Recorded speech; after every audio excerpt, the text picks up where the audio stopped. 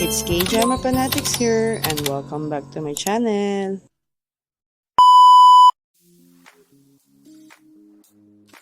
Lovely Runner episode 15 picks up where we left off with Sun-Jae and Im-Sol stranded in the jam Ferris wheel. Suddenly, Im-Sol starts drifting asleep and Sun-Jae realizes she has a fever and is sick. Once they get off the ride, Sun-Jae carries Im-Sol out and takes her to his house. While there, he gives her medicine and watches her sleep. He notices that she is crying while silently calling out his name. The next morning, Im-Sol is surprised to find herself in Sun-Jae's house. She tries to hurriedly leave, but he tricks her into having breakfast before she does. Sun-Jae uses this time to try and convince her not to quit her job. He offers to drive her home, but at the reception, they run into Tae-Sung. The detective is there to check if the guards have been seen Young-Soo around. He is shocked to see Im-Sol is with Sun-Jae. Sun-Jae is returned to his house and discovers Im-Sol forgot her medicine. He spends a chunk of his time contemplating whether to take the medicine to her. Then, he visits Im-Sol and sees her taking her nephew to the nearest park. He watches her from a distance and hides when she looks his way.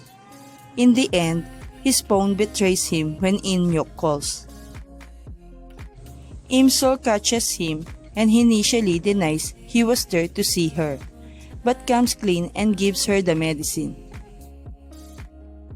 He also tries to help her soothe her nephew, and the adorable baby vomits all over his shirts. Given the messy situation, Im-Sol takes Sun-Jae home and allows him to take a shower at her place. Im-Sol and Sun-Jae are nearly caught in a compromising situation. Luckily, Im-Sol quickly hides Sun-Jae in her room and waits for her family to sleep before sneaking him out.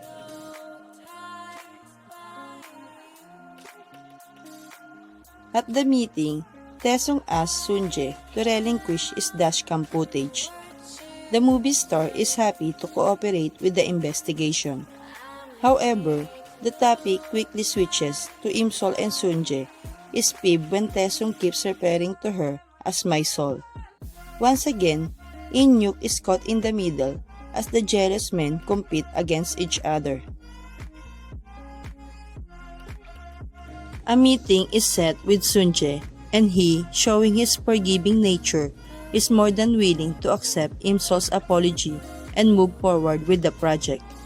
He expresses his concern about the sad ending, but Im-Sol insists it is for the best. She argues that the female lead sacrificed a lot to save the man, and it will be in vain if their lives get entangled again. After the meeting, Sun-Jae follows her out and confesses his feelings. She tells him that she is deeply in love with someone else and asks him to keep his distance. Sun-Jae is hurt but promises to respect her decision. She officially says her goodbyes and leaves.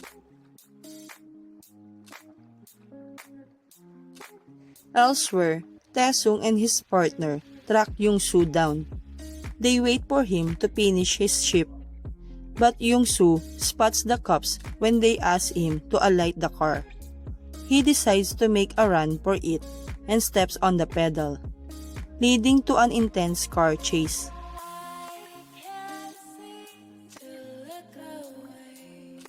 In the meantime, Sun-Jae is done for the day and waiting for his driver to bring the car around. The memory flashes start getting intense and he gets a massive headache, causing him to get disoriented. He steps onto the oncoming traffic and is nearly hit by Young-Soo's car. Thankfully, Tae-Sung uses his car to prevent the accident. Sun-Jae drops to his knees as the memory flash gets overwhelming and faints. He starts crying as every memory of this life with Im-sol flashes before his eyes.